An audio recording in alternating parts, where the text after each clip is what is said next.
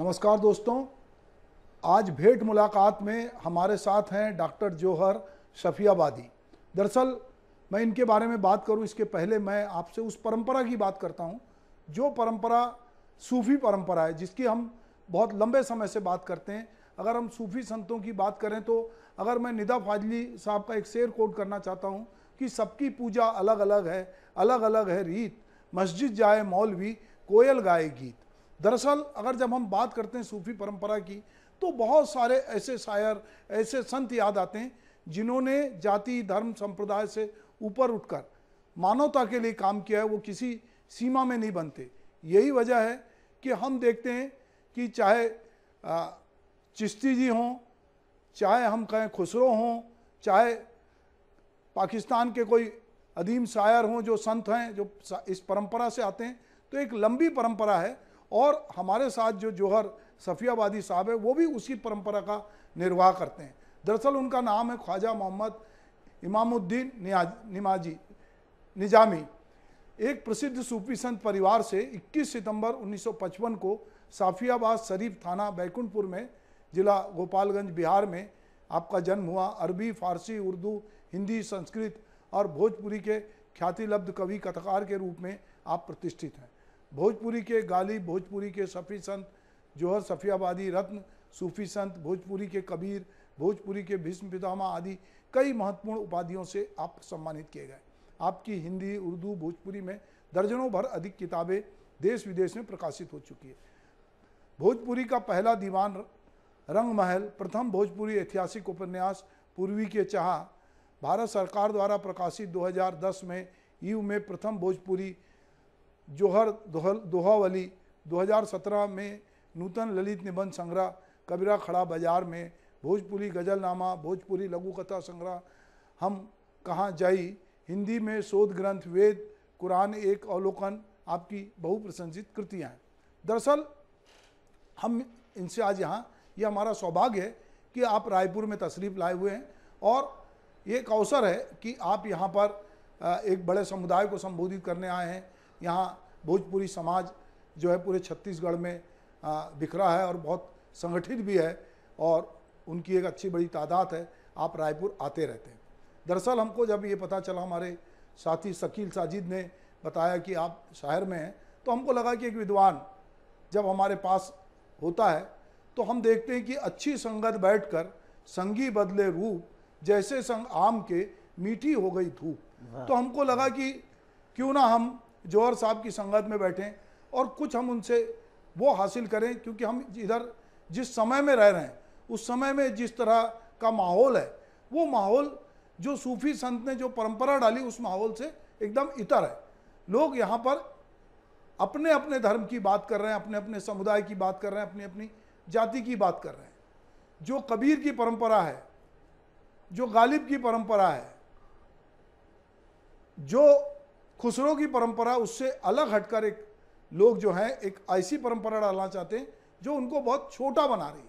जबकि एक लेखक, एक कवि, एक संत वो किसी सीमा में नहीं बनता है। हम इसलिए जब खुसरो को पाकिस्तान में भी लोग उसी तरह गाते हैं, हिंदुस्तान में भी गाते हैं, बांग्लादेश में भी सुनते हैं, तो हम कहते हैं कि खुसरो रैन सुहाग के कि सोऊं पीयू के संग, तन मोरा मन पीयू का दोनों मिल भाई एक रंग। तो दरअसल अगर हमको ये सूफी परंपरा को पहले समझना पड़ेगा, संत परंपरा को समझना पड़ेगा। तो जो सूफी परंपरा है वो परंपरा वहाँ से आती है कि वो सूफी संत उन लोगों के साथ खड़े दिखाई देते हैं जिनके साथ समाज का एक बड़ा ताकतवर वर्ग नहीं था, जिनकी अपनी कोई आवाज़ नहीं थी, जो मंदिरों में मस्जिदों में उस तरह से नहीं जा सकते थे जो बाकी लोग जाते हैं, जो दबंग लोग जाते थे। तो कहीं ना कहीं जो हमारे सूफी संत थे उनको लगा कि हम एकाकार करें, हम जो मानने वाला है कि वो दोनों मिल भाई एक रंग, मतलब ऐसा कुछ करना चाहते हैं कि मोको कहाँ ढूंढे रे बंदे, मैं तो तेरे पास, ना तो कोनो क्रिया कर्म में ना ही जोग बैराग में, खोजी हो ही तो तुरंत ही मिलिए सब सांसों की सांस में। तो हमारे पास एक बड़े लेखक, एक विचारक, एक संत पुरुष यहाँ मौजूद हैं जिन्होंने कॉलेज में, बिहार के छपरा के कॉलेज में अपनी सेवाएं दी हैं, जो हिंदी, उर्दू, भोजपुरी के बड़े जानकार हैं। मैं अभी उनकी किताब यूं ही वेद और कुरान को पलटा रहा था। लोग इस समय वेद और कुरान को बहुत अलग अलग करके बताने में लगे हैं। और मैंने जब आपकी बहुत सारी भूमिकाएं पढ़ी तो मुझे बहुत सटायर लगा।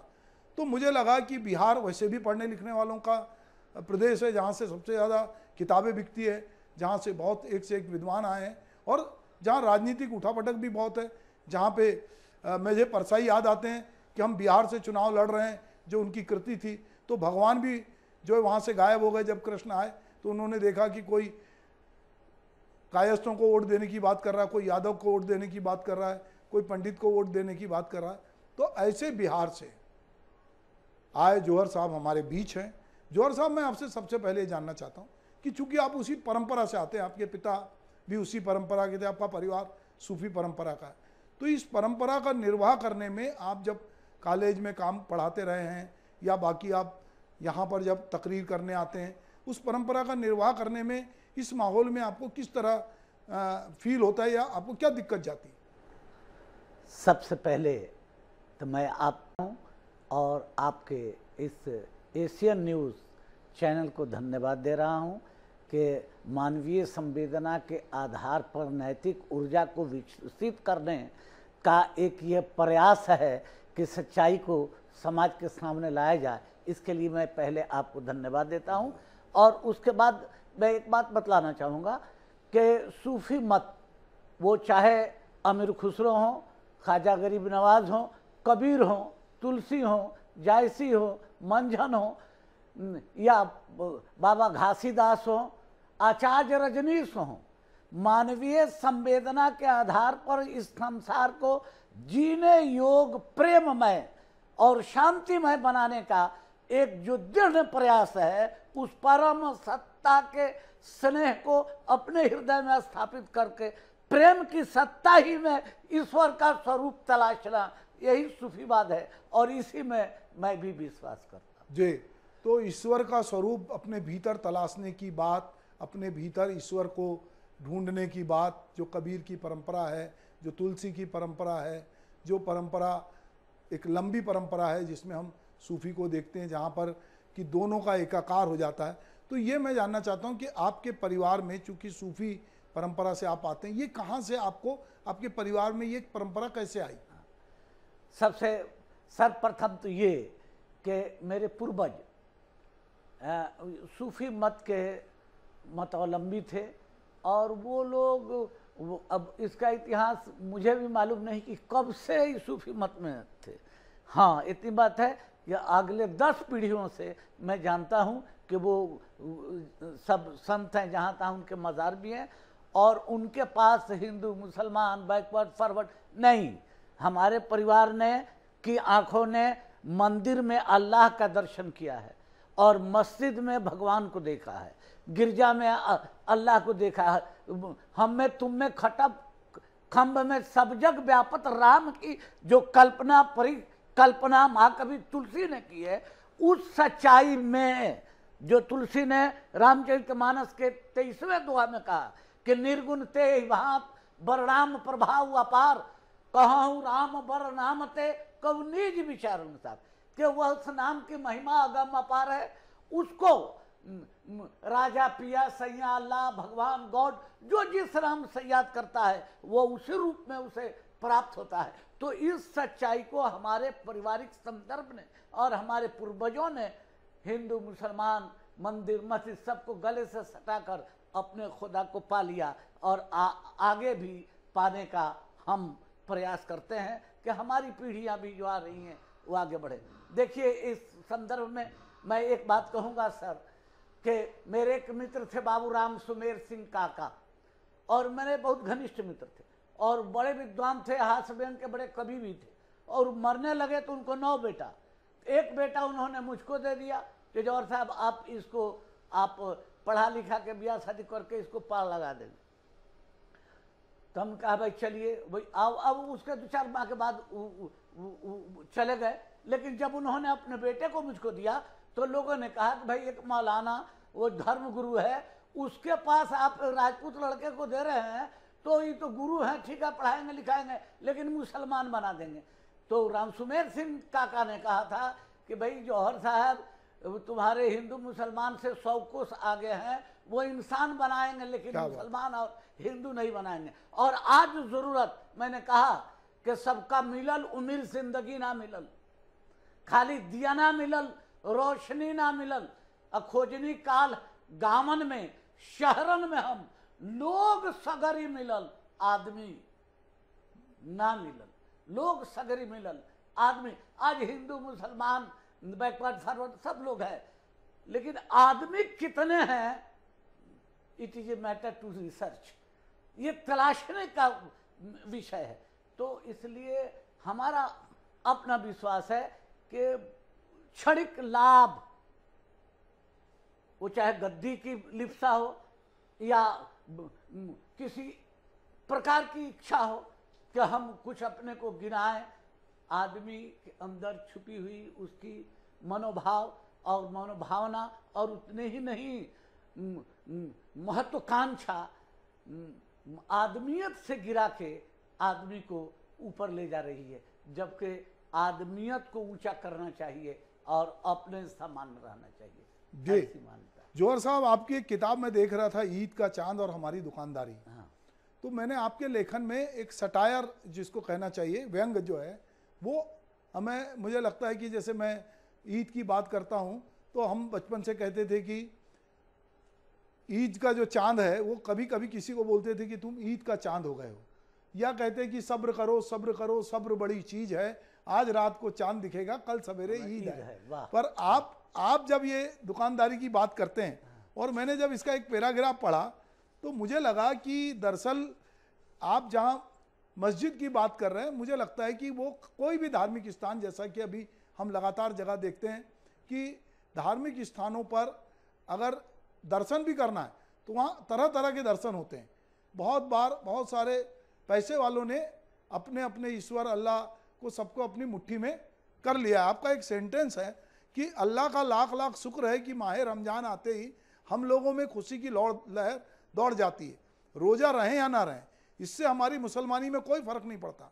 जुम्मा अलविदा की नमाज हो या ईद की, हम लोग नहा धोकर इत्र और काफुर मलकर ख़ानदानी रोबो दाब और हस्बे हैसियत उम्दा उम्दा लिबास जेबरत करके मस्जिद ज़रूर जाते हैं, और अगर सफ़े अव्वल में कोई गरीब खड़ा हो तो उसे धक्का देकर पीछे करने में नहीं चूकते। आखिर क्यों? दरअसल ये सवाल है कि जब पूरी सूफी परंपरा में जब ये बात हो रही है कि ईश्वर सब में है, कोई भी हो, किसी भी धर्म का हो, किसी भी जाति का समुदाय हो, ईश्वर सब में है, तो ये जो धर्म को मानने वाले लोग हैं, हम ये क्यों नहीं इतने सालों में ये इनको ये समझा पा रहे हैं कि भाई तू अपनी अपनी दुकान बंद कर, और तू यदि गरीब को, क्योंकि गांधी का भी था, गांधी जी का जो प्रिय भजन था कि वैष्णव जन तो तेने रे कहिए जे पीर पर आई जाने रे, तो ये यहाँ पर हम देख रहे हैं कि जो आप लिख रहे हो वो हमको हर जगह दिखाई देता। ऐसा मैं इस संदर्भ में सर, मैंने एक शेर कहा था जी कि मैं हूं नूर हक का शैदा, जी मेरा हाल तुम न पूछो, मैं हूं नूर हक का शैदा, मेरा हाल तुम न पूछो, न मैं हरम परस्त मुल्ला न सनम ज़दा पुजारी। क्या बात है। मैंने इन्हीं सच्चाइयों को उद्धृत करने के लिए कहा कि भाई देखो, मनुष्य मनुष्य है, और धर्म क्या है? मनुष्य को सद् मार्ग पर चलाने का एक सूत्र है, और उस सूत्र में मानवीय संवेदना और प्रेम की सत्ता ही मुखर है।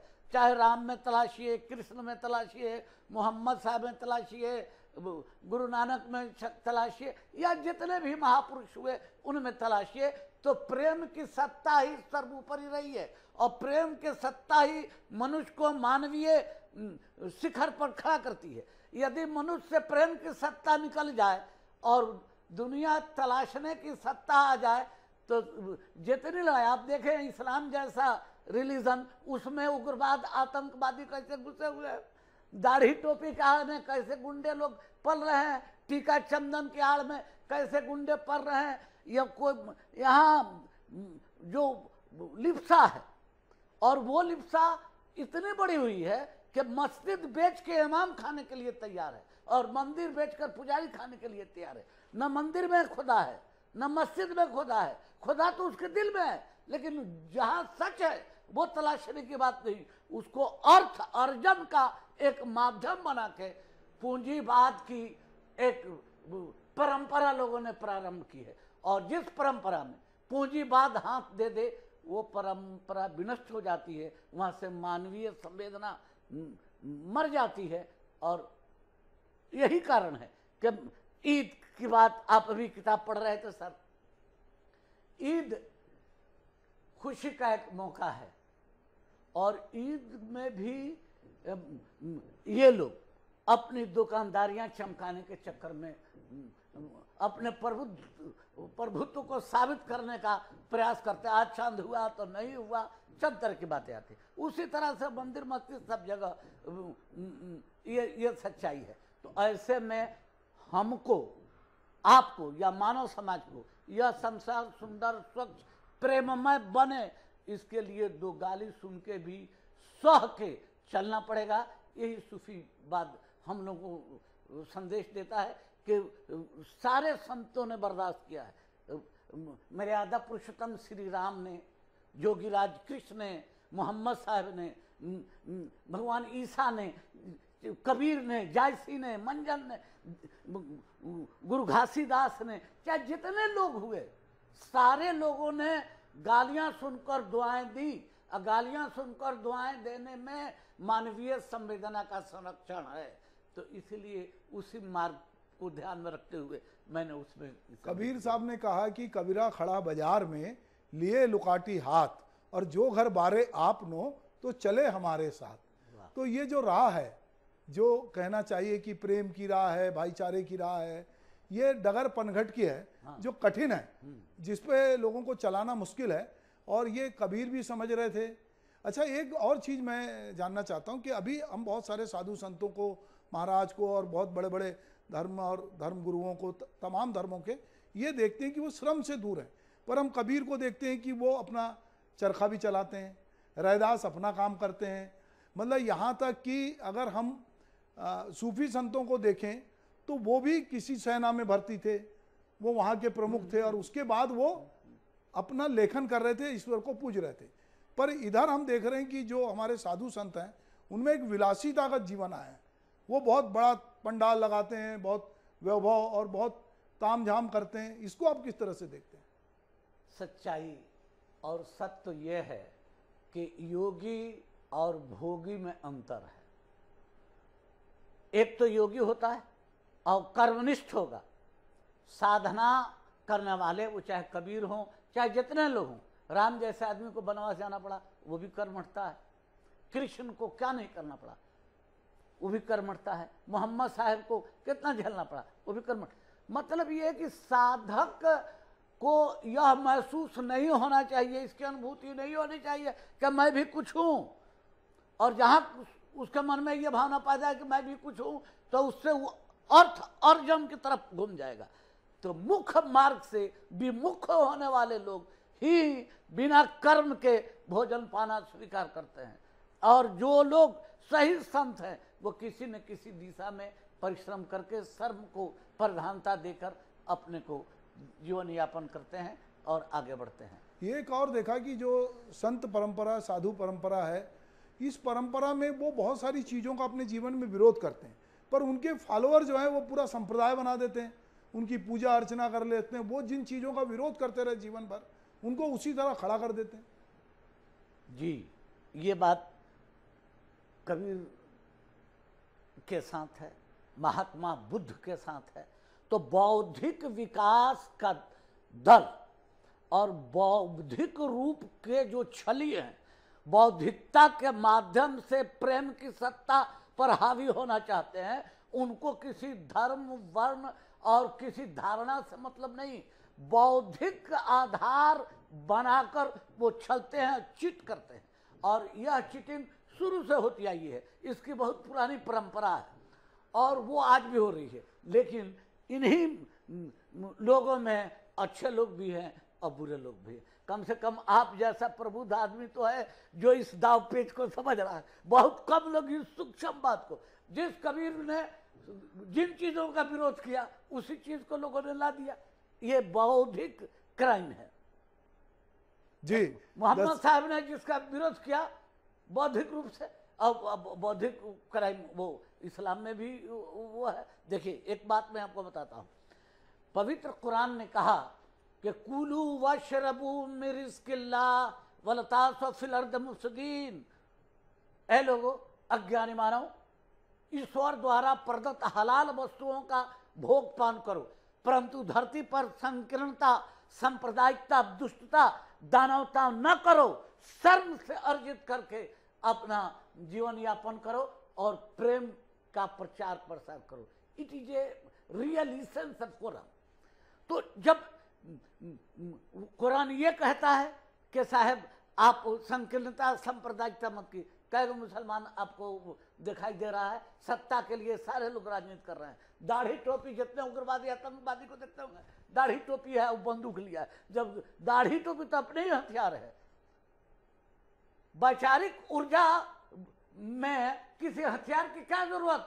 मेरे न मरने में कोई दिक्कत है न जीने में कोई दिक्कत है। मैं जी हूं तो भी बाबा, मर जाऊं तो भी बाबा। न मरने में छिपजल पावक गगन समीरा का ये समिश्रण क्या अर्थ रखता है? कोई अर्थ नहीं रखता। मौत क्या है? इन्हीं अज्जा का परेशान होना। जिंदगी क्या है? अनासिर में ज़ुहूर तरतीब। मौत क्या है? इन्हीं अज्जा का परेशान हो। तो पानी का हिस्सा पानी ले लेगा, आग का हिस्सा आग ले लेगी, हवा का हिस्सा हवा ले लेगा, बात खत्म हो गई। छिप जल पाव गगन समीरा। तो मैं जहां तक समझता हूं कि लोगों ने कुछ तो धार्मिक ग्रंथों का बहुत गलत व्याख्या किया और अपने मन के लायक गढ़ लिया। मैंने कहा कि बौद्धिक क्राइम, बौद्धिक अपराध बोध ने बहुत सारा क्राइम किया कि लोगों को डाइवर्ट किया अपने तरफ। तो किसी तरह how to cheat the people and win the chair की जो पॉलिसी है वो धर्म के आड़ में भी, दाढ़ी टोपी के आड़ में, चंदन टीका के आड़ में भी वो खेल शुरू से खेला जा रहा था। वरना कबीर का घर कौन जलाता? दादू दयाल को कौन पीटता? इन जितने संत रहे, इन्हें मोहम्मद साहब को मक्का से मदीना कौन भगाता? इन्हीं लोगों ने भगाया। और वो बातें रही हैं तो इस संसार में अच्छी बुरी सारी चीजें रहेंगी। हमें आपको उन बुराइयों से बचना है और सत्य मार्ग को अपनाना है। यही मैं एक बात और महसूस करता हूं कि जैसे मान लो तुलसीदास हैं, कबीर हैं, या जो भी संत महात्मा परंपरा के लेखक कबीर हैं, सूरदास हैं, या और भी कोई लोग हैं, उन्होंने कोई किताब लिखी, उन्होंने एक ग्रंथ लिखा, एक पूरा रामचरितमानस लिखा, ये तो लोग उसको पढ़ नहीं रहे हैं, उसको पूज रहे हैं। हमारे देश में ऐसा लगता है कि जो चीज़ पढ़ने की है उसको भी पूज रहे हैं। तो जब पूजने लगते हैं तो उस पर कोई तर्क नहीं करना चाहता। जबकि कोई किताब होती है तो उस पर बाकायदा ये होता है कि अगर मैंने कोई कहानी लिखी है तो मैं उम्मीद करता हूँ कोई समीक्षक उस पर लिखे, कोई आलोचक उसके बारे में बोले। और अभी ये हो गया है कि नहीं, आप इस बारे में बोलेंगे नहीं, तो वो उस परंपरा से भी वाकिफ नहीं है। आपने तो चूंकि कॉलेज में पढ़ाया है कि भाई रामविलास शर्मा ने यदि कुछ लिखा है कब तुलसी पे, तो यदि इन लोगों को अभी मालूम होता तो लड़ने पहुंच जाते। सही बात, सही बात। तो अभी ये एक दौर है ना जिसमें कोई आलोचना नहीं सुनना चाह रहा है। सच्चाई ये है कि मनुष्य अज्ञानी होता है तो वह विज्ञान में विश्वास नहीं करता, और मनुष्य जब ज्ञानी होता है तो विशेष ज्ञान में विश्वास करता है और अपनी कुछ भावनाओं पर ठेस भी लगे तो उसको बचाने की कोशिश करता है। देखिए एक बात मैं कहता हूँ, रामचरितमानस या रामायण या वेद का काल या कुरान नाजिल हुआ, अवतरित हुआ उसका काल, जो संदर्भ जनित समयक संकल्प है उसके अनुसार शब्दों के अर्थ और शब्द बोध भी हुआ करते हैं। अब मान लीजिए अभी आजकल बीच में सुना, कई लोगों को बहुत दुख हुआ कि महाकवि तुलसी पर भी लोगों ने उंगलियां उठाई, जबकि लोगों को समयक संकल्प की गर्भ विभा से पनपित अर्थों का भाव समझने का प्रयास करना चाहिए। एकदम सही कह रहे हैं। आज के युग में जिस शब्द का अर्थ आज से 2000 वर्ष पहले था, आज वही अर्थ नहीं है, नहीं है। उसके मूल बदल चुके हैं।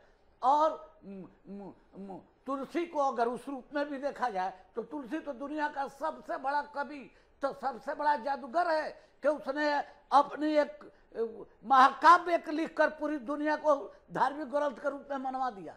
और बड़े बड़े कवि लोग आज भी मानने के लिए तैयार है, लोग मानते ही है, माने नहीं, इसलिए कि उसने जीवन मूल्यों को उजागर करने का प्रयास किया है। और उस वक्त की जो मान्यताएं थी उनका 1 2 3 4 करके नाम लिया है, तो नाम लेने से कोई बड़ा नहीं और कोई छोटा नहीं होता। फिर भी चलिए उस विवाद में मैं पढ़ना नहीं चाहता।